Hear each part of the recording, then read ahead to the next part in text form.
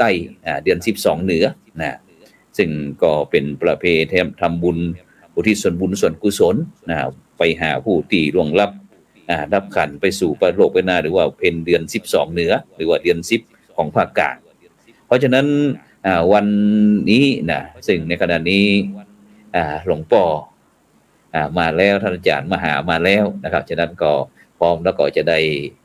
กราบนิมนต์นะครับหลวงพ่อพระครูสุจิตตานุรักษ์นะครับด็อกเตอร์นะครับหลวงพ่อเจ้าคณะอำเภอฝางนะครับเจ้าอาวาสวัดพระบาทอุดมอำเภอฝางจังหวัดเชียงใหม่นะครับได้ทักทายกับบรรดาท่านผู้ฟังท่านผู้ชมวันนี้ก็นมัสการครับหลวงพ่อครับผมครับก็ได้ยินผมก่อนครับนมัสการครับผมครับผมจะเบาไปน้อยครับจะเบาไปน้อยครับพ่อครับเบาหน่อยเนาะครับผมจะเสียงจะเบาไปน้อยนึงแต่ใส่หูฟังผมว่าน่าจะชัดเจนขึ้นครับชัดเจนเนาะชัดเจนแล้วยังโอเคครับผมครับที่หลวงพ่อได้ตักทายกับบรรดาท่านผู้ฟังท่านผู้ชมสักคำครับผมครับก็ขอบคุณท่านอาจารย์พระครูโสพลปริยัติครับและก็ท่านผู้ชมผู้ฟังทุกท่านครับขณะนี้ที่วัดพระบาทอุดมน้ำบ่อสวาที่ออกรายการที่นี่ก็ที่วัดพระลักษณะฝนตกนี่มันมีหลายอย่างฝนตกซิฝนตกตักฝนตกเป็นเครือฝนตกตักและฝนตกปะนี่นักอันนี้ซิมันนักฝนเป็นเครือครับก็ดีละวันนี้เป็นวันเดือน12เป็งญาติโยมครับผมอันแบ็คกราวด์ข้างหลังนั้นเป็นสลัก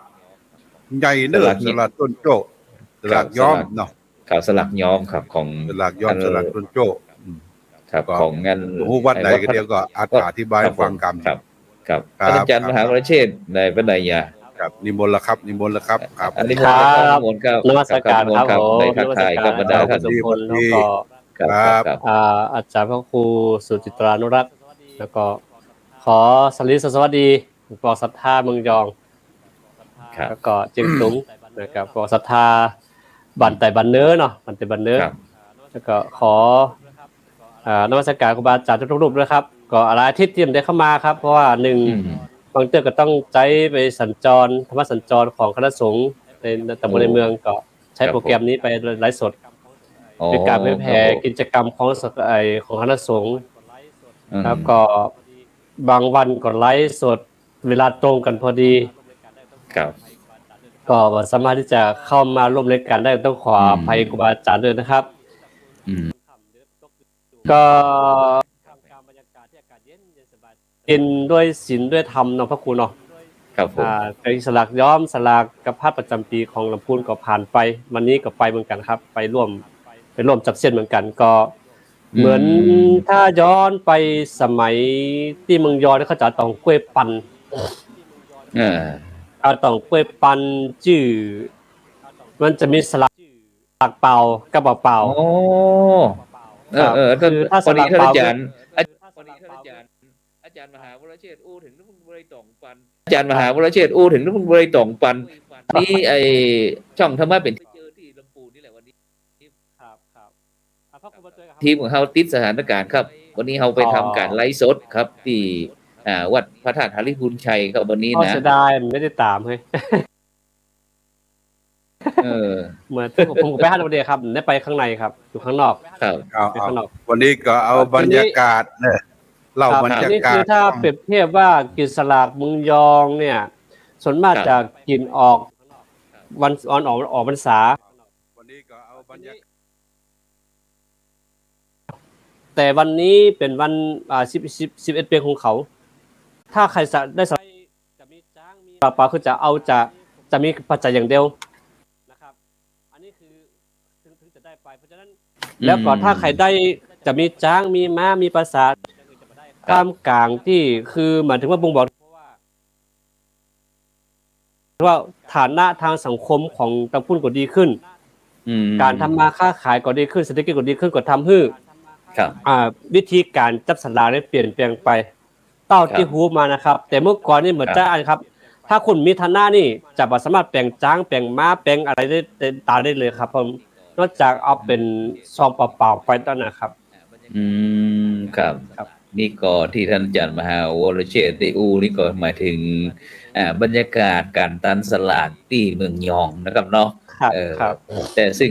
ในปัจจุบันนี้บอกว่าจะมีการเปลี่ยนแปลงไปว่าประเพณีสลากย้อมสลากย้อมนะครับ ซึ่งก็เป็นประเพณีดั้งเดิมของพี่น้องชาวยองเช่นเดียวกันครับ ครับครับ ซึ่งสมัยก่อนเปิ้นได้อพยพเมื่อ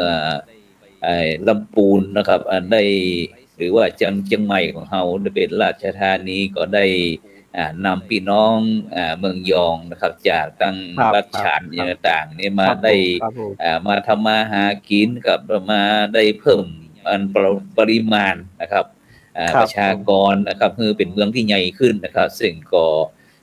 โดยเฉพาะพี่น้องเจ้ายองของเฮาหรือว่าพี่น้องไตต่างๆเฮาเนี่ยครับโดยเฉพาะไตเหนือไตขึ้นไตยองไตเจ้ายองของเฮาหรือว่าพี่น้องไตต่างๆเฮาเนี่ยครับโดยเฉพาะเนาะ ครับ ผมกินผมตาลโดยเฉพาะวันนี้จ้องทำมาเป็นทีมของเฮาได้เป็นไลฟ์สดสาประเพ ธุครั ณี บสาธุครับ สลากย้อมครับ โดยเฉพาะวันนี้ก็ที่วัดพระสิงห์พลมหาวิหารก็มีการทำบุญประเพณี12 เพ็งเช่นกันฉะนั้นวันนี้ของเราเรียน12 เพ็งนะครับโดยพระเดชคุณหลวงพ่อพระเทพสิงหวราจารย์นะครับดร.รองเจ้าคณะจังหวัดเชียงใหม่เจ้าอาวาสวัดพระสิงห์พลมหาวิหารนะครับผมก็คือทีมงานของเฮานั้นน้องเนนนะครับก็ทำการไลฟ์สดอยู่ตรงเพส่วนผมนั่นก็ไปตั้งโน้ตบุ๊กนะครับที่ได้คือก็บรรดาท่านผู้ฟังท่านผู้ชมได้ติดตามวันนี้บรรยากาศเขาได้ถึง2 ตีครับได้ถึง2 ตีนะครับซึ่งโดยเฉพาะที่วัดพระธาตุลิพุนชัยวันนี้ก็ฝน 98% ครับพ่อครับวันนี้นะครับฝนตกวันสิอย่างที่หลวงพ่อว่าแหละสิโอ้โหว่าคืนนี้จะเป็นวัดก็เดียวนะพระครูโสพลนี่นะเพราะว่าวันนี้พอดีว่าเดี๋ยวคุณหลวงพ่อพระพรหมเสนาบดีนะครับเจ้าคณะภาค7นะครับกรรมการมหาวิทยาลัยสมาคมหลวงพ่อก็มาเป็นประธานประเพณีตามสลากย้อมแล้วทีนี้เป็นประจำปีเกิดปีไก่ของเปิ้นแล้วทีนี้ก็เลยเอาผ้ามาห่มพระธาตุน้อมคณะสัตยาญาติโยมมาแล้วทีนี้ก็ฝนก็ตกหลวงพ่อก็จะห่มผ้าพระธาตุเส้นก็จะออกก็เลยจำเป็นลุยฝนกับหลวงพ่ออีติปิโสภควาสวากาโตสุปฏิปันโนกับหลวงพ่อ3 รอบหลวงพ่อนี่ครับ โอ้โหคืนนี้มันพวกนี้จะได้ลุกแบบหายใจลุกโล่งบ่อยนะอันนี้เปิ้นฮ้องว่าเปียได้ไม่เสียเอาได้บุญนะได้บุญครับเปียได้เปียได้ไม่เสียหลวงพ่อช่วยขยายหน่อยครับพ่อครับเพื่อเด็กอ่อนเปียได้นี่ก็คือได้บุญได้กุศลครับไม่เสียก็คือเฮาไปสูบบุหรี่เนี่ยไงไม่ได้เสียปอดเสียสตุ้งสตางค์ที่เฮาเปียได้ไม่เสียที่เปียได้บุญทีนี้ลองแต่เจ้านี่ลองเอาเทปแต่เจ้านี่มีอยู่ก่อนเมื่อไรแต่เจ้าฝนมันตกครับหลวงพ่อครับฝนตกแต่เฮาก็ยังมีฮู้นะครับบรรยากาศที่การตานสลากเนาะอันสมัยก่อนที่มันก็จะมีหลายรูปแบบต่างๆครับที่ได้ซึ่งเฮาก็หลวงพ่อก็สามารถที่อู้ไว้ตัวได้ครับพ่อครับอย่างงั้นได้นี่ก๋วยน้อยเนาะผมอันนี้ก๋วยน้อยไปพอก๋วยที่ของหลวงปู่ก่อนหลวงพ่อครับเนี่ยมีบรรยากาศต้นใหญ่นี่เป็นห้องว่าสลากย้อมต่อต้นใหญ่สลากย้อมครับสลากย้อมนี้เป็นตรงนี้เป็นสลากที่สูงประมาณ10 เมตรขึ้นครับหลวงพ่อครับที่เปิ้นได้ต้นละ 100,000 นะครับแล้วเปิ้นมีการประกวดแข่งขันกันด้วยครับพ่อครับนี่สลากใหญ่ต้นละ100,000การแข่งขันนี่มันเปิ้นจะมาเป็นชุมชนก็เป็นแม่นครับเป็นชุมชนหอวัดครับเป็นชุมชนหอวัดที่เป็นนั้นเขตในอำเภอเมืองหรือว่าถ้าเขตต่างอำเภอนั้นได้ที่มีศรัทธามีพลังแรงกล้านะครับก็สามารถที่จะทำได้โดยเฉพาะเปิ้นเป็นการสืบฮีดหอยครับหลวงพ่อครับเปิ้นมีศาลาด้วยนะครับพ่อครับบ่ใช่ว่าใครอยากจะทำก็ทำได้นะสลากย้อมนี่นะบ่ใช่ว่าจะทำในวัน2 วันเนาะต้องเตรียมการทำหลายวัน เป็นเดือนครับเป็นเดือนเหรอโอ้ โดยเฉพาะก่ออันเป็นในในรอบเมืองนั่นแหละครับวัดสันปัญญางนี่ก็เป็นแห่งวัดหนึ่งนะครับ ครับผม ที่ ก็ อันอยู่ในบริเวณนี้ นิมนต์ทุกเจ้าทั่วจังหวัดอะครับทุกจังหวัดอะครับ ครับ ทุกรูปครับ ครับ ตั้งแต่ลีตั้งแต่กันมาหมดอะครับ ครับก็ปันกวดรูปครับ ปันกวดรูป ครับ แต่ว่า ปันกวดรูป แต่ว่าไอ้ต้นสลากย้อมต้นสลากโจกหลวงนี่มันบริเวณใกล้เคียงวัดพระธาตุเนาะ ครับผ ที่ ม เปิ้นเป็นเจ้าภาพเป็นชุมชนที่จัดทำเนี่ยเนาะ แม่นครับแม่นครับเปิ้น อันนี้สลากต้น นี่เป็นสลากอันเปิ้นห้อง เบอร์ สลาก สลาก ทั่วไป ต้น เนาะพ่อเนาะหลวงพ่อ ทั่วไป ครับอันช่วยขยายหน่อยครับอันเพราะว่าอันตั้งภาคเหนือ8จังหวัดภาคเหนือของเฮาแม้กระทั่งพี่น้องตั้งไตของเฮานี่ต่างๆนี่มันมีสลากหลายอย่างหลวงพ่อครับบางอย่างพี่น้องเจ้ายองเพิ่นฮ้องว่าสลากย้อมนะครับแต่ถ้าคนเมืองของเฮาถ้าจังใหม่เอาที่ฝางกันแล้วกันหลวงพ่อฮ้องจะได้สลากนี้ ที่ฟังนี่เปิ้นฮ้องว่า สลากโจกทั่วไป สลากโจกทั่วไปนี่จะทำเป็นต้นๆนี่นะครับ ผม แต่ตอนเจ้านี่จะมีสลากจะเป็นการตานกุย ครับ ขี้ปุ่มก่อนกุยขี้ปุ่ม กุยขี้ปุ่มเดี๋ยวย้อนหน่อยก่อนจะกุยขี้ปุ่ม ย้อน หมาย ไป ความว่าจะได้ตั้งในนี่จะแม่นก่อน อันนี้ หลวงพ่อ นี่แม่นก่อน นี่เนี่ยอันนี้กุยขี้ปุ่ม ครับ กุยขี้ปุ่มนี่ เปิ้นเอาไว้จะได้กุยขี้ปุ่มนี่ช่วยอธิบายหน่อยหนึ่ง ตาลตอนเจ้าตาลคือ ครับ พ่อแม่ญาติกาญาติโหโยนิกาเตบุเทวดาเทพารักษ์ ครับผม แล้วก็เจ้ากรรมได้เว้นสรรพสัตว์หลายสิ่งสำคัญก็คือพระธาตุพระธาตุนี่เขาก็เอาไปยองที่พระธาตุเกณฑ์ที่พระธาตุพระพุทธพระธรรมปู่จานเนี่ย ครับ ปู่จานก็มีนะกันเพิ่นนะปู่จาน ครับ ก็ ผม มีนี่เป็นกุยขี้ปุ๋มกุยขี้ปุ๋ม ครับผม แอมกุยขึ้นมาระดับขึ้นมาก็เป็นต้นสลากละต้น ครับ สลาก ผม บางทีก็กุยขี้ปุ๋ม ประมาณนี้ก็ เนี่ยต้นสลา ครั ก บ ต้นสลากที่ว่ามันเป็นสลากเนี่ยเขาก็เอา ครับ ไปเอาเบอร์เอาเส้นเส้นเบอร์อาจจะเป็นเส้นโจกใหญ่โจกน้อยยอดมันบ่เท่ากันเนอะยอดบ่เท่ากัน แล้วก็สลากแหมชนิดหนึ่งก็คือสลาก ครับ แจ็คพอตนะแจ็คพอตนี่ ส ส ลาก ลาก แจ็ค โจก ฟ หล อร์ ว ด ง ฟังต่อท่า โจกหลวงแต่สมมุติว่า แจ็คฟอร์ดจะได้ คืออย่างนี้อย่างหัววัดมันมี วันนี้นิมนต์50 วัดเนาะ ครับผม 50 วัดนี่จะจกไปหมดละได้กูต้นหรือ2 ต้น 2 ต้น ครับ แล้วแต่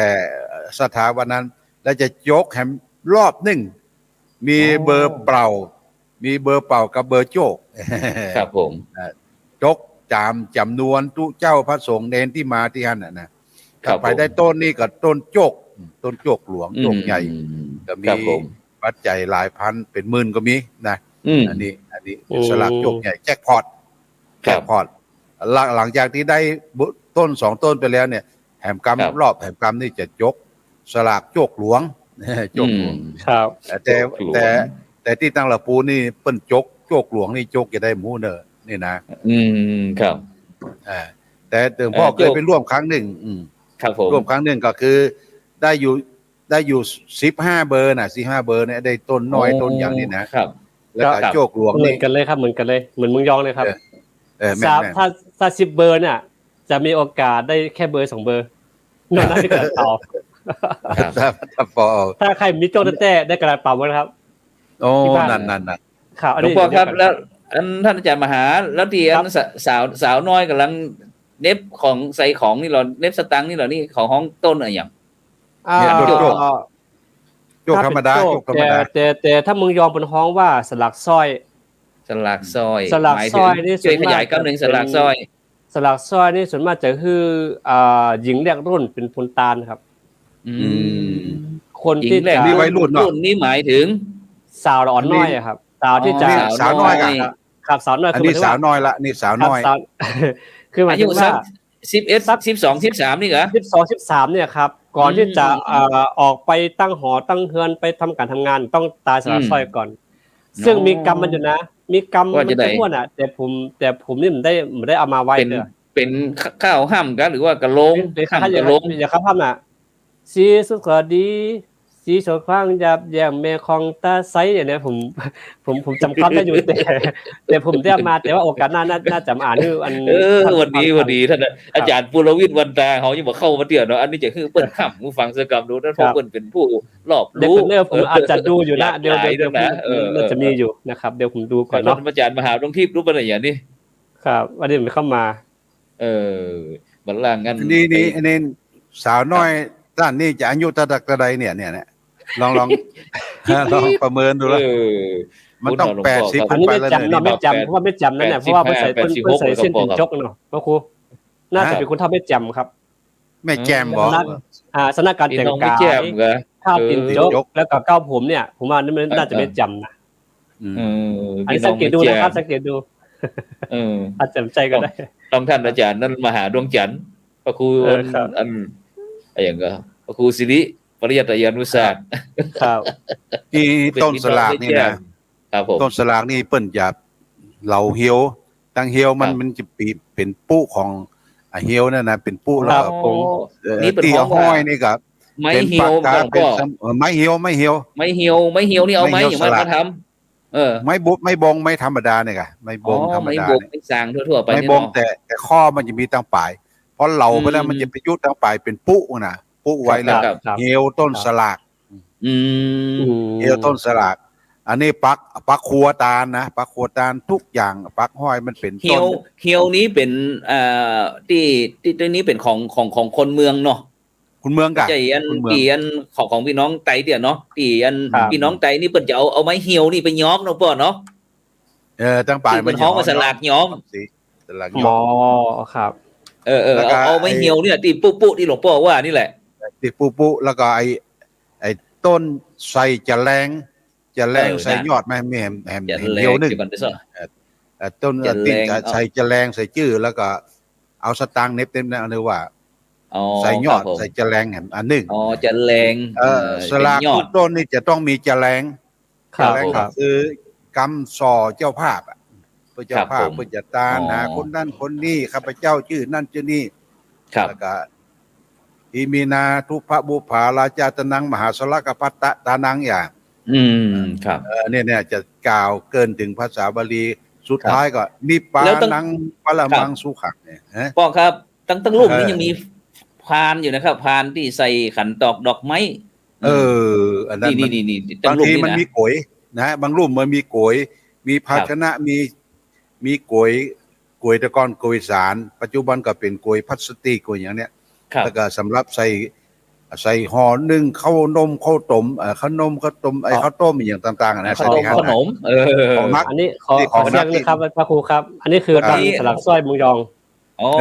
ลองเดินจ่าด้วยฟังอาจารย์มหานะครับเหรอสีสุขสัสดีสีสุขคำยอดแจ่มสีสั่งเด็กแป๊บนึงนะสีสุขสัสดีสีสุขสั่งคำยอดแจ่มสีสั่งสอยยอดแจ่มแม่ของตาไหลนางเฮยบัดนี้นางตั้งสองก็มีศรัทธาตกกังใจให้แต่งต้านมือหนายังมีเศร้าเสียวหลากูก็เป็นดอกจุ่มเดียวแล้วเนอนางตั้งสองก็มีเจตนาลูกปิ้นเปียวแต่ตามเงินถอยชื่อว่าอีอ่อนแก้วโตน้อยและไปคอยอีคำนางก็โตลงลูกกำกุลจบเป็ดนางตั้งสองก็มากึดถึงการเฮ็ดสร้างตั้งพร้อมตั้งก่อโหดที่นี้แล้วครับ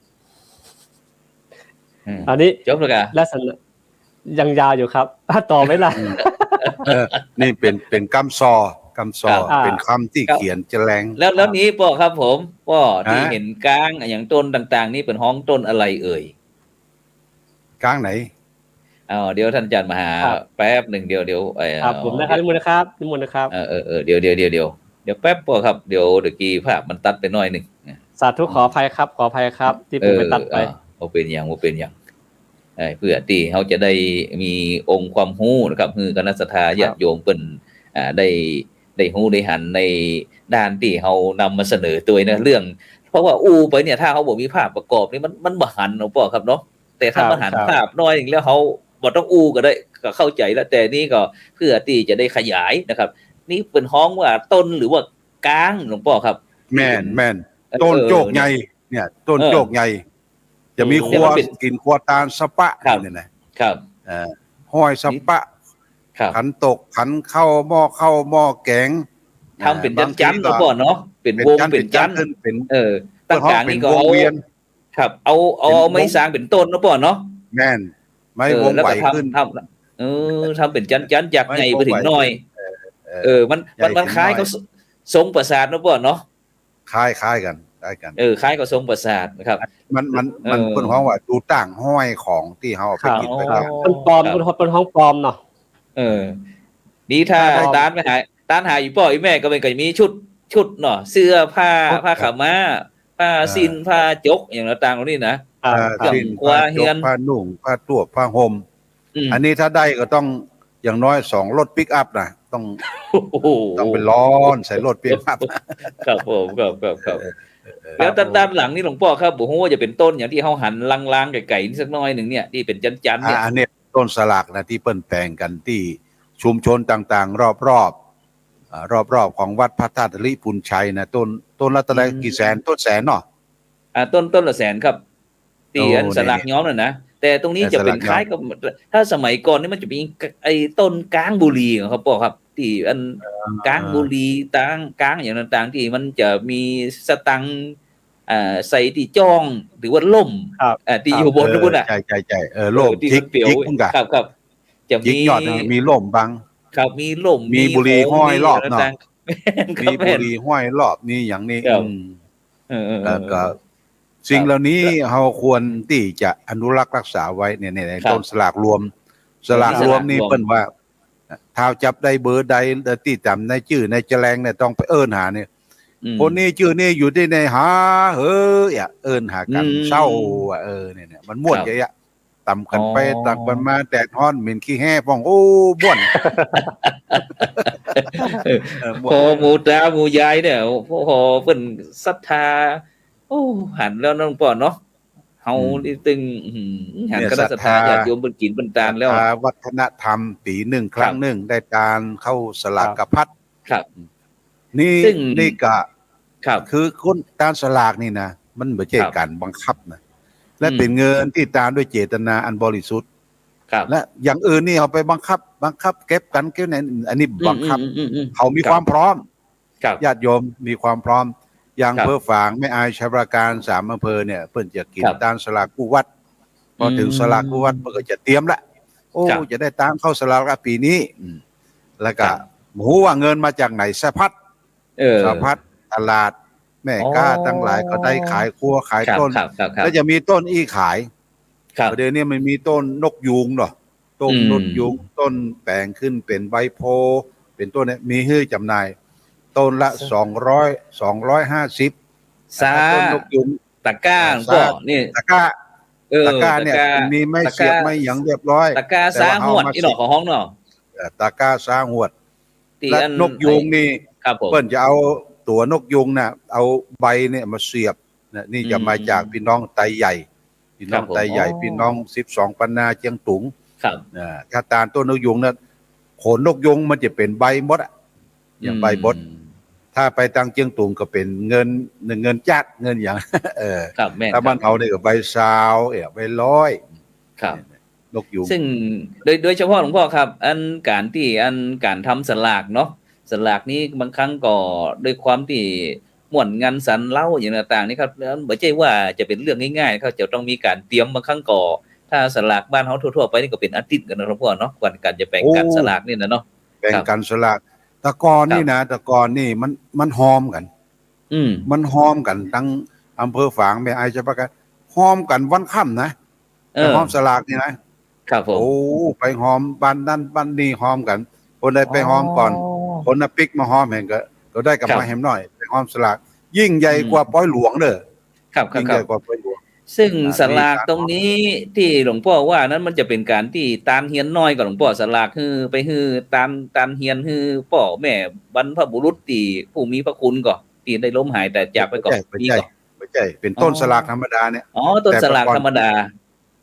จึง ข้อตั้งข้อสัญญัติว่าต่อไปเขาบอกห้อมกันแล้วเนาะอ่ะ ครับเนี่ยหลวงพ่อครับที่ ไปห้อม ที่ภาพตรงนี้ครับหลวงพ่อครับ เออ ภาพนี้จะเก่าไปสักหน้อยหนึ่ง อันนี้ตาลหาอุทิศคือแก่ผู้ตายตาลเนี้ยน้อย นี่นะครับมีหูปหูปคนเฒ่าคนแก่อยู่นี่ หูปคนเฒ่าคนแก่พร้อมด้วยต้นสลากบางทีก็แบ่งต้นเฮียนน้อยเป็นต้นสลากกุยน้อยอย่างเนี้ยในเฮียนน้อยเนี่ยมันจะมีอันนี้ตัว ครับ มีขี้เต้าละเอียดนี่นะมีทรายละเอียดว่า คนที่เฮาตาลเฮาอย่างไปเฮือนะเพิ่นมาเหยียบบ่มาเหยียบบ่บางทีก็มีห้อยตีนห้อยมือมาเหยียบนี่ตาลอันนี้สำหรับคนที่ ครับความเชื่อก็คือเกี่ยวกับเรื่องการสร้างบ้านถวาย หรือว่าตามคือพ่อแม่บรรพบุรุษบรรพชนคือมีบ้านอยู่เมื่อก่อนหลวงพ่อมีที่อยู่ที่อาศัยเมื่อก่อนสมมติว่าเป็นบ้านแต่คนไปอยู่บ่คงบ่ได้อยู่เพราะขึ้นไปของย่องแย่งเนาะบางทีก็มีคันไดอันเนี้ยคันไดอย่างขึ้นเตียวก็ล่มอ่ะแต่ว่าสมมุติว่าเขาได้บ้านได้เฮือนในบ้านนั้นก็มีครอบหัวครัวเรือนหม้อนึ่งให้เข้าสปะเครื่องใจเครื่องเฮียนครบหมดอีเด้อเนาะหม้อนึงเข้าเตาไฟชุดเตาไฟต่างๆเนี่ยครบเนี่ยกินพริกหอมกระเทียมเกลือปลาฮาทุกสิ่งทุกอย่างมีหมดอีเนาะครับอย่างเมืองฝางเนี่ยเมืองฝางไม่อาจจะประกันเนี่ยบางที่อย่างเมืองป้าวเนี่ยเมืองป้าวก็ดีใกล้เคียงเนี่ยเปิ้นตามหาคนตายศพต่างกับศพนี่นะเขาจะมีเฮือนน้อยมีเฮือนน้อยแล้วมีปราสาทแล้วก็ผู้เจ้าเฮียนมาตัว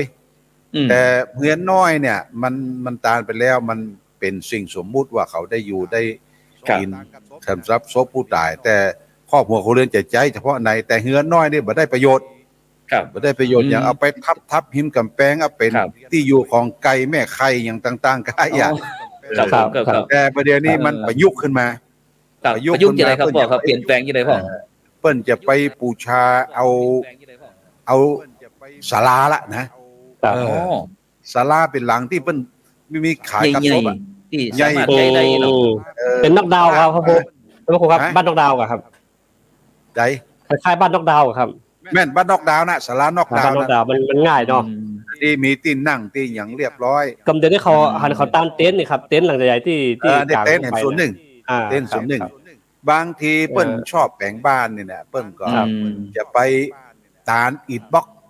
สมมุติอิฐบล็อก500เนี่ยมาก่อเป็นบ้านมีกระเบื้องมุงเหรอแล้วก็มีที่นอนหมอนมุงครบชุดและอิฐบล็อกนั้นจะได้ใช้ประโยชน์กับต่างวัดต่างวัดว่าเบื้องอย่างก็บัดนี้งานศพเขาก็เปลี่ยนเป็นนักเนาะเช่นว่าเมื่อก่อนนี้เคยจุดธูปจุดเทียนเดี๋ยวก็รณรงค์หัวใจแล้วเพราะว่าเป็นมลพิษทางหายใจเนาะพวกคุณเนาะแม่นประยุกต์ขึ้นมาส่วนหนึ่งนะครับประยุกต์รณรงค์หัวใจแล้วเพราะว่าเป็นมลพิษทางหายใจเนาะพวกคุณเนาะแม่นประยุกต์ขึ้นมาส่วนหนึ่งครับได้เมืองยองนิดนึงครับได้ครับคือเมืองยองที่เวลากินสลากนั้นจะเป็นตาลจ้างครับแสดงถึงคนที่มีฐานะทางสังคมคนที่มีปัจจัยเพียงพอก็ถ้าหากว่าใครไปได้เป็นเจ้าจ้างเจ้าม้าเนี่ยเกิดมาพบได้ก็จะอย่างพระเวสสันดรของเขาพระเวสสันดรเขาคือทำให้เป็นคนที่เกิดมาแล้วเป็นคนที่มีฐานะและ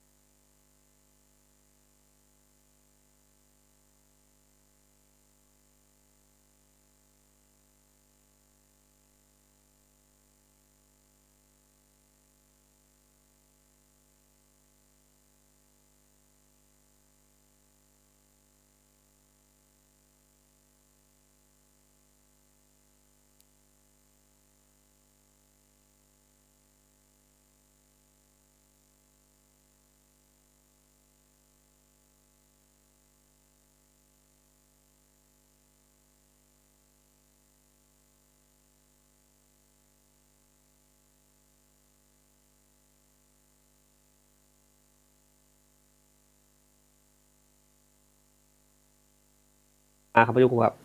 ครับผม ครับผม อ๋อครับฉะนั้นก็ตอนนี้ก็การกินข้าวสลากเนาะก็ถือว่ามีความสำคัญแต่ที่อย่างที่หลวงพ่อเอ่อพระครูสุจิตานุรักษ์นะครับหลวงพ่อได้บอกว่าแต่ก่อนนี้อันมีการที่แบ่งเฮียนน้อยแต่ปัจจุบันนี้ก็มีการที่วิวัฒนาการไปคือว่าเน้นเรื่องการใช้ประโยชน์หลวงพ่อเนาะ ใช้ประโยชน์ แต่ก่อนนั้นเรากับอันซึ่งโดยเฉพาะอย่างไอเฮียนน้อยหรือว่าบางตีเป็นห้องว่าตูบผีตายอีเนาะครับเนาะมันอาจจะมองที่ว่าประโยชน์บอกใครมีอย่างว่าอันไปเป็นที่ไก่แม่ไข่พ่องอย่างพ่องนะครับฉะนั้นก็ในปัจจุบันนี้ก็มีคณะสัทธาญาติโยมหลายท่านก็คิดถึงประโยชน์ตรงนี้เหมือนกันหลวงพ่อครับก็มีการวิวัฒนาการไปอาจจะสร้างเป็นกุฏิเป็นหลังกาอีเนาะทำมือตีเน้นเรื่องการใจสอยยังปราสาทเนาะเขานิยมเอาปราสาทปัจจุบันนี้เพิ่งก็จะใจอันเนี้ยใจศาลาพักร้อนศาลาอย่างมาเป็นปราสาทศาลาตั้งพะเยาวินะเนาะศาลา12แจ้งประดับด้วยดอกไม้สดอย่างต่างๆบางทีก็เอาเต็นท์เนาะทำหาเนาะเอาเต็นท์มาเป็นปราสาทประดับประดาแต่ปราสาทนั่นก็สวยงดงดงามที่จะได้อยู่บ่ได้อยู่บ่ฮู้ไปถึงประจ้าเอาลงปราสาทเอาเข้ากล่องฟอนปราสาทเขาแต่ประเด็นนี้เพิ่นจะเน้นประโยชน์คือก็ดีครับคือภาษาหลังหนึ่งเนี่ยมันจะน้อยนะครับบางทีก็ 4-5 หมื่นเนาะหรือเป็นแสนก็มีแต่เผาขว้างมาได้ก็เสียดายเหมือนกันแต่ที่จะก่อเกิดประโยชน์จากเหล่านี้ก็บ่ได้ประโยชน์เลยนอกจากจะไปสร้างมลภาวะทางเดินหายใจของเราแล้วก็สิ่งแวดล้อมของเราก็จะทำให้มันน่าอยู่นั่นก็การที่รณรงค์เอาเต็นท์เอาหยังพงดิษเปลี่ยนเป็นพัดลมครับนะครับคุณเป็นพัดลมแต่นี่พัดลมมาละนะครับคือจะเน้นประโยชน์แล้วคือพัดลมเนี่ยสามารถไปบริจาคได้ไปตามได้ต่อหรือเขาจะใช้ก็ดีอันนี้ก็เป็นประโยชน์ต่อครับครับก็ด้วยความฮักของต่อผู้ที่มีอุปการะคุณบอกว่าจะเป็นผู้ที่เป็นพ่อเป็นแม่เป็นญาติพี่น้องที่ได้มีส่วนทำให้เรามีวันนี้จนได้ก็นึกถึงว่าจะเนี่ยจะได้ว่าเขาจะได้ทดแทนบุญคุณเปิ้นถึงแม้ว่าตอนที่มีชีวิตอยู่อาจจะยังคิดบ่ได้แต่เมื่อ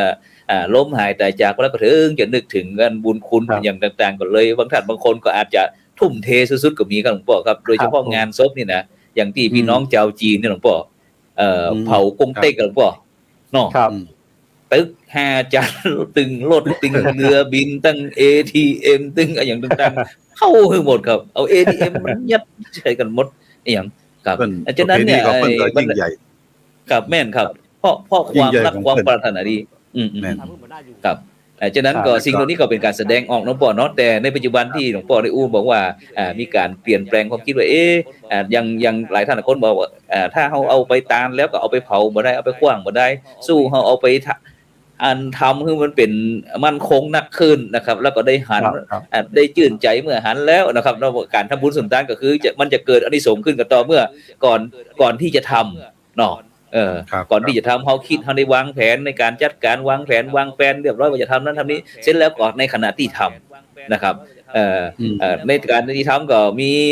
ความสุขกายสบายใจแล้วก็หลังจากที่ทำเสร็จแล้วนึกถึงได้หันมาได้ครับคือมีคติอย่างหนึ่งว่าระวังคนตายจะขายคนเป็นครับจะได้นี่ระวังคนตายจะขายคนเป็นบางทีตายไปแล้วเปิ้นบ่ฮู้เรื่องฮู้ราวสักอย่างคนที่เป็นจัดการจัดงานน่ะนะบางทีก็ต้องขายนั่นขายนี่มาซ่อมมาเพื่อจะใจหนี้ใจสินเอากันมาเลี้ยงเป็นกรรมเป็นกอบสิ่งบ่ชอบก็เอามาสู่นี่นะครับผมนี่มันเกินตัวคนตายขายคนเป็นขายคนเป็นก็หมายก็ว่าขายสิ่งของต่างๆเอามาใจหนี้ใจสินเพราะฉะนั้นเราก็ได้คติว่าปราชญ์ของโลกเนี่ยปราชญ์ของโลกคือหลวงพ่อพุทธทาสเนาะเพิ่นคำสั่งไว้เลยว่าเวลาตายเนี่ยมันต้องมีไฟพระราชทานนะมันต้องมีไฟพระราชทานขอเอาหลัวเนี่ยมาทับกันแล้วก็เอาต้นหมากที่อยู่ในสวนโมกเอามาเบ่งหลัวแล้วมันเบ่งสองข้างเพื่อมันกิ้งลงเพื่อกระนั้นนะแล้วก็เอาศพหลวงพ่อขึ้นใส่ลงศพแล้วก็มีพระเจ้าพระสงฆ์นักแวดล้อมบาสุกบาสิกา ก็สวดธรรมนิยามสวดมาติกาจนจ้องดูจนหมด เรียบร้อย เรียกว่าเป็นเท่าทานเนี่ย ครับ อันนี้เป็นการพิจารณาส่วนหนึ่งเนาะ ครับ พ่อเพิ่นเขาคิดว่า อันส่วนสรีระร่างกายตายไปแล้วเหมือนกับ อืม ต้นไม้ต้นกล้วย ต้นกล้วย อย่าเอาไปทิ้งไปขว้างไหนก็บ่รู้เรื่องละจิตวิญญาณออกจากร่างก็ไปจุติไปเกิดที่อื่น เพราะฉะนั้นเขาก็มีความดี แต่ ครับ ตั้งนี่เขาก็ดูบางอย่างนี่ชาวพุทธเขาก็ต้องคิดไงคิดพิจารณาว่าอันใดที่มันเกินเลย อันที่มันเกินตัว ครับ ที่เราจะพยายามมัธยัติประหยัดเพื่อมันลุงลังเป็นหนี้เป็นสินเพื่อจิตวิญญาณของคนตายพ่อแม่ได้มาเป็นห่วงเป็นทางกับลูกกับเต้าเนี่ย อันนี้เป็นสิ่งสำคัญอย่างประเพณีตั้งใต้นี่ประเพณีบวชนาคนี่นะครับ บวชนาคคุณแข่งกันเด้อ ครับ แข่งกันเสี่ยงกัน เอาดนตรี เอานักแปลเอาอย่างมานักร้องนักดารามาแห่มาต้นมาโอ้มาย่องมาอู้กันใส่คำใส่อย่างนี้บางทีก็เอา ครับ จ้างมาขี่อ่ะนะจ้างพกยกน่าเก็บตกอ่ะเนี่ยอันนี้ ครับ มันทำแข่งกันที่จุดประสงค์ของการบวชนั่นกับเพื่อจะเข้าสู่ในร่มผ้ากาสาวพัดก็บ่มีอย่างที่จะเป็นถึงขนาดนั้นทีนี้เขาก็มาอยู่ถึงยุคปัจจุบันเนี่ยอย่างใดว่าสิ่งที่เขาควรจะละก็ละสิ่งที่ควรยึดถือไว้ก็ยึดถือไว้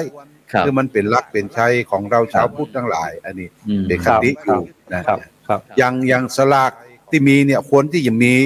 เพราะว่าการจะมีเกิดขึ้นได้เนี่ย เพราะว่ามันมีความสามัคคีกันนะครับ ครับ มีความสามัคคีประดิษฐ์ประดอยตกแต่งดา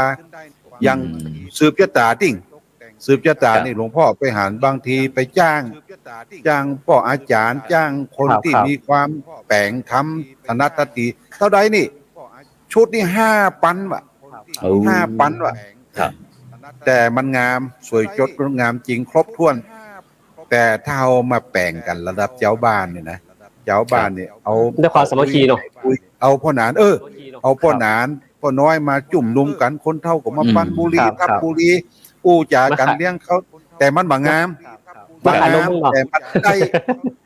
มันได้เนาะได้สามัคคีได้หมู่ได้คณะได้อู้ได้จานี่บางอย่างเราก็ต้องคิดถึงว่า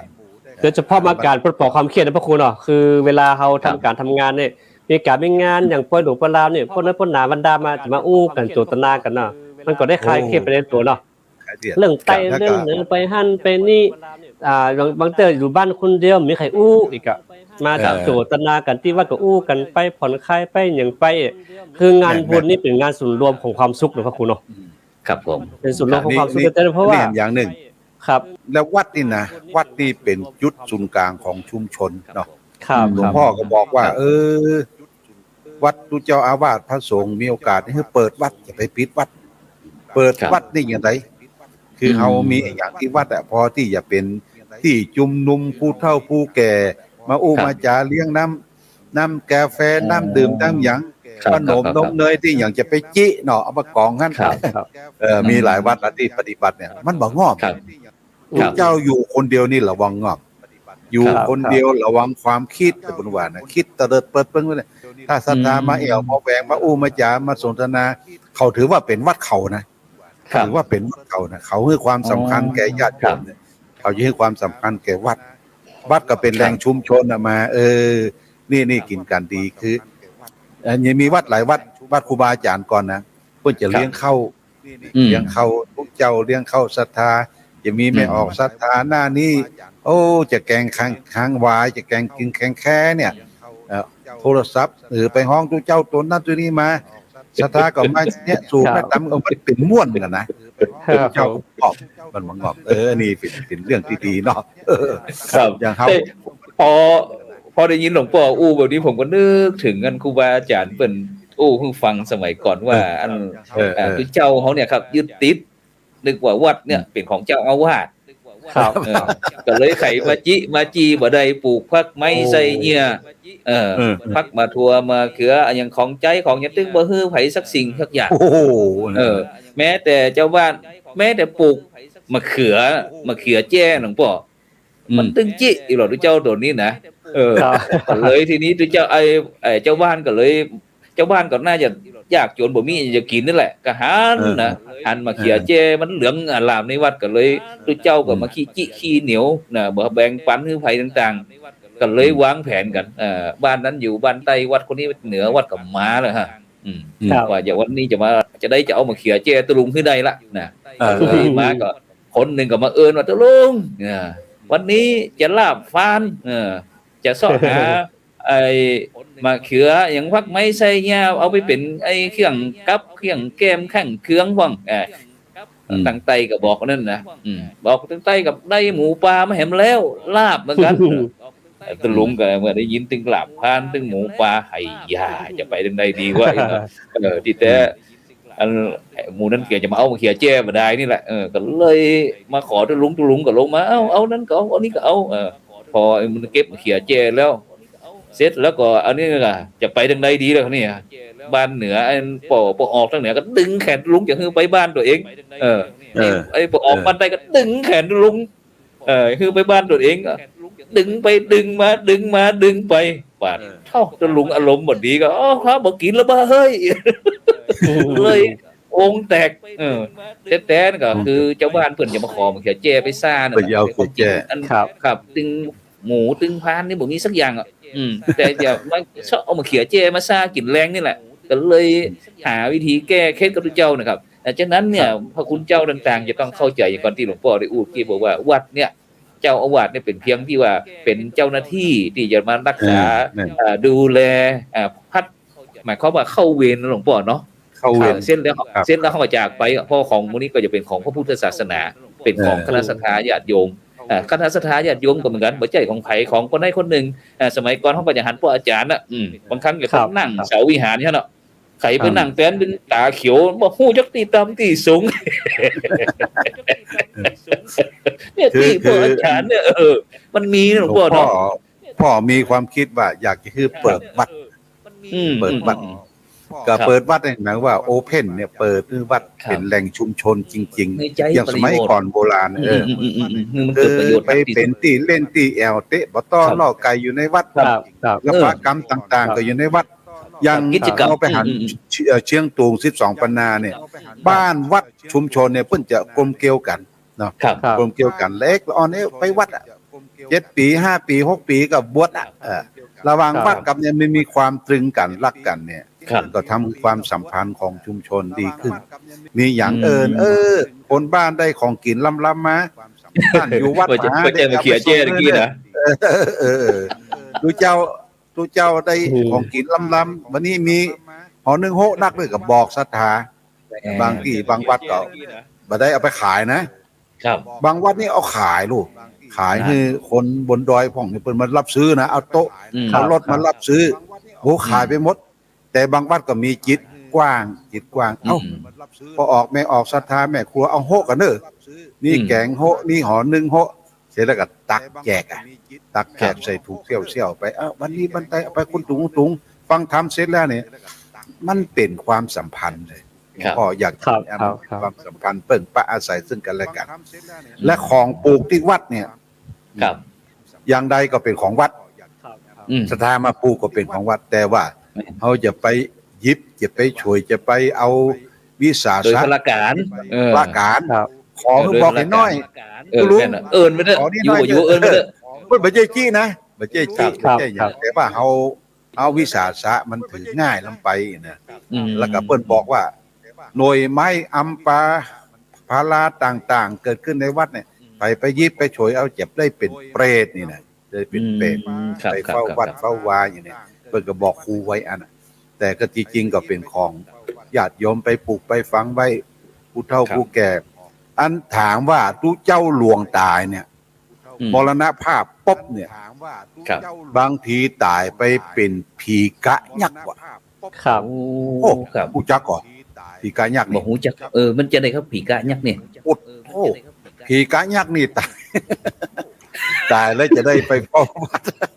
เพราะมีคาถาอาคมมีอย่างโชคเก่งกาจสามารถไปหวงเข้าหวงของหวง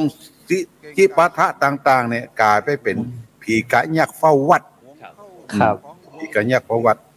หลวงพ่อเคยมีประสบการณ์ครั้งหนึ่งว่าบวชสามเณรภาคฤดูร้อนปากันเดินขบวนไปพักที่วัดหนึ่งในตำบลม่อนปินเพื่อฝางนี่นะครับ ผม ทีนี้ก็จัดแจงให้เนนเอากดเอาอย่างไปกลางแหมเนนองค์หนึ่งเนี่ยมันอุตริไปนอนที่ปืนเสียวัด อ๋อ ปืนเสียวัดนะมันเป็นทั้งรูปมันอบมันโถงหน่อยเปิ้นยอขึ้นไปนอนปืนน่ะเนี่ยบัดตานค่ำเดี่ยเป็นงูงางูกงาบเป็นหมูนิ้วคิงเขาก็ไปห้องปูจานว่าเป็นหน้ามนต์แก๊สโหไปเอาจะได้ข้าเนี่ยคืออดีตเจ้าอาวาสนะมันตีมันปวดมากพีที่อยู่กับข้าเนี่ยจำเป็นว่าอาจารย์ต้องเอาขันข้าวตอกดอกไม้ น้ำของคุณสมปอย เสียวัดที่กันเนอะ ครับ กัน โอ้ เนี่ยเป็นเปรตเป็นผีเสียวัดแต่ก่อนได้ยินข่าวบนว่าถ้าพวกเจ้าแก่ๆโบราณตายเนี่ยเพิ่นฮึดทากกันว่าซิกก่อนว่าทากซิกหิกรรมว่าคือมันหมดสภาพความเป็นผู้เจ้าสมัยก่อนโบราณนะครับทากกรรมสังกรรมมันนุ่งทำไมคือมันหมดกรรมหมดเวรหรือมันห่วงมันหามนี่เป็นคติอย่างหนึ่งในสมัยโบราณเพราะฉะนั้นก็บอกครูบาอาจารย์วัดวาอารามต่างๆอย่าไปขี้จิเนาะอย่าไปขี้จิขี้จำเปิดโอเพ่นวัดวาอารามของฮับกินฮับตานมันเป็นของบูดของเกลือบางคนก็เป็นสังไล่สังไล่ที่หน้าวางก็เต็มในห้องก็เต็มที่บนจองบนเตียงก็เต็มพื้นเตียงก็เต็มโอ้ผู้จะไปนอนที่ไหนสังไล่ สังไล่คือเจ้าสังไล่เนาะสังไล่อย่ามาเตก็เสียดายนะก็เสียดายว่าเป็นของบูดของเก่าของคือญาติพ่อครับตะกี้ได้ยินหลวงพ่ออู้ถึงเรื่องไอ้ผียักษ์นะครับเมื่อที่ครั้งที่หลวงปู่ครับผมเคยได้ไปอยู่วัดพระพุทธบาทตากผ้าตำบลบางกอกคือก่อสร้างอยู่วัดหลวงปู่มีหลวงปู่ครูบาพรหมมากับเฮาได้เทศครับเรื่องที่มันมีเนนคนหนึ่งนะครับสามเณรรูปหนึ่งนะครับเปิ้นเป็น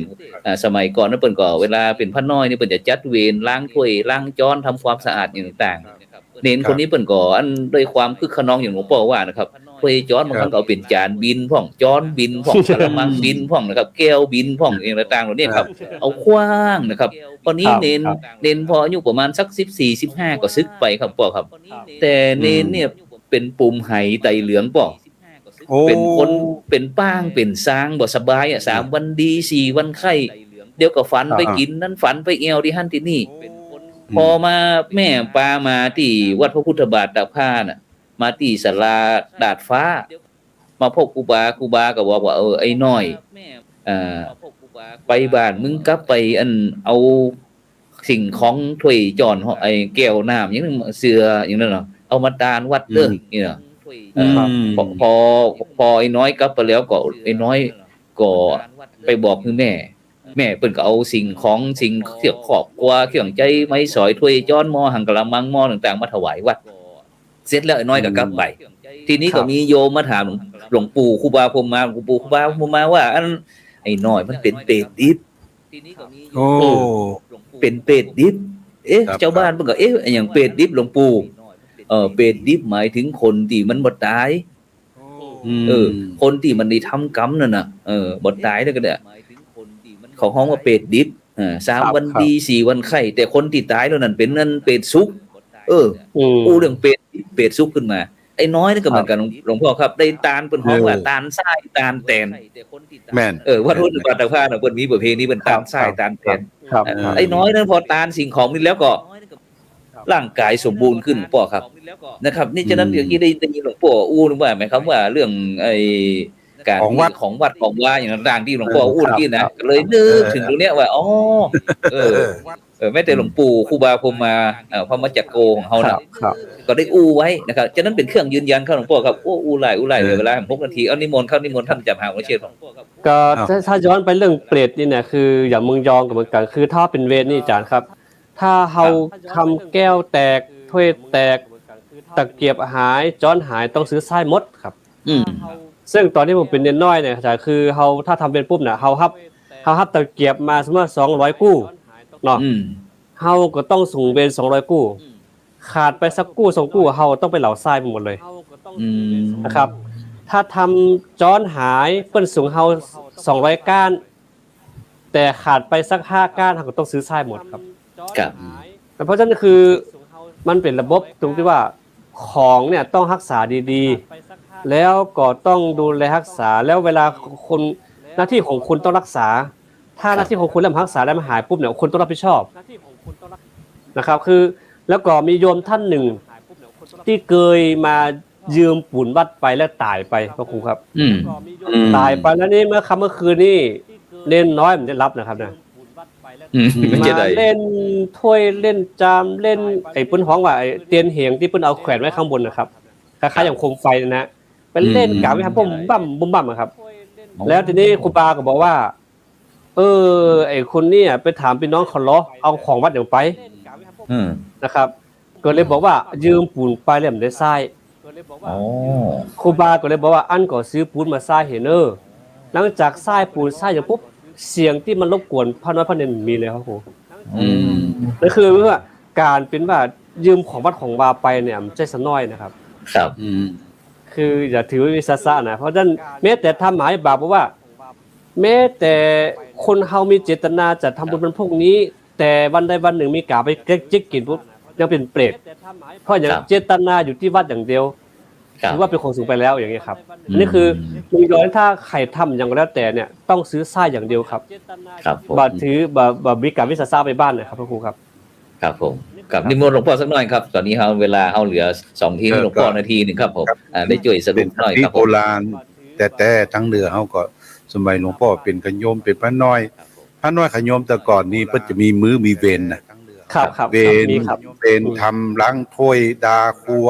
ดาอาหารการกินทำสำหรับกับข้าวถวายครูบาอาจารย์นี่เป็นมื้อเป็นเวรแล้วก็ผู้ที่จะสืบเวรต่อไปก็ต้องมาตรวจตรวจอันนี้ล่ะถ้วยครบก่อฮับเวรเนาะฮับเวรจอนครบก่อแก้วน้ำต้นเอาไปแตกก่อถ้าหายไป1นี่เพิ่นว่าหาย1แตก1ใจ2นะใจ2ครอบเต้าที่จะรับเวรกันต่อไปเพราะฉะนั้นกรรมเวรเนี่ยมันเป็นสิ่งที่มีจริงเอาไปละเมิดของวัดของวาที่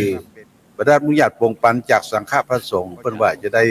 มาใจหนี้ใจกรรมเป็นเตตวิสัยโดยเฉพาะอย่างยิ่งวัดเก่าๆโบราณวัดครูบาอาจารย์เนี่ยมักจะมีอย่างนั้นนะครับเปรตเฮาจะเป็นเปรตได้ก็ต้องเป็นเปรตในมนุษย์คนเฮาก่อนมีความยินดีอยากได้ต้องการอย่างต่างๆนี่ก็ฝากไปเพราะฉะนั้นเฮาจึงใจนี้ใจกรรมตานเข้าสลากตานกัวเข้าขันเข้าเดือน12เนี่ยมันก็จะป้นเป็นปริยะ1เดือน1นะครับฝากไปครับผมครับฉะนั้นก็หลังจากที่ประเพณีเดือน12เป่งต่อไปก็แฮมบ่กี่วันก็จะแฮมบ่ถึงเดือนก็จะออกพรรษาแล้วหลังจากนั้นก็จะเป็นช่วงเทศกาลทอดกฐินฉะนั้นก็ตั้งก็ของผมนะครับพระครูโสพลเรียนก็ได้จัดกฐินทอดกฐินสามัคคีครับหลวงพ่อครับที่วัดอินทปัญญารามนะครับในทอดวันที่16นะครับวันที่16ตุลาคมนะครับวันอาทิตย์ที่16ตุลาคมปีพุทธศักราช2565นะครับเวลา 9:39 น.นะครับณวัดอินทปัญญารามตำบลบ้านปินอำเภอรองจังหวัดแพร่นะครับฉะนั้นก็เลยนำข่าวกองบุญกองกุศลมาฝากกับบรรดาท่านผู้ฟังท่านผู้ชมเวลาท่านใดที่อยากจะร่วมเป็นเจ้าภาพกับพระครูโสพลปริยัติไปทอดถวายที่วัดบ้านเกิดก็กองละ299 บาทนะครับ299 บาทนะครับฉะนั้นก็โทรได้081 00833247984นะครับเบอร์ของเข้ากับผมนี่นะครับฉะนั้นก็บรรดาท่านผู้ฟังท่านผู้ชมก็สามารถที่จะร่วมบริจาคได้นะครับฉะนั้นก็วันนี้เวลาหมดเวลาครับต้องกราบขอบคุณพ่อพระครูสุจิตานุรักษ์ท่านอาจารย์พระมหาโอรเชษฐ์มหาวิริโยครับในการจากบรรดาท่านผู้ฟังไปก่อนนะครับรับฝันดีมีเงินใจไร้โลภาพยาธินะครับบ่เจ็บบ่จนร่ำรวยทุกผู้ทุกคนแล้วก็วันพวกนี้เฮาก็มาป้ากันกำหนึ่งในรายการเห็นธรรมเห็นเราพบกับท่านอาจารย์พระมหาจิตตการอภิปุญโญกับเจ้าคณะอำเภอผู้สร้างสำหรับในค่ำคืนนี้ขอกล่าวคำว่าสาธุ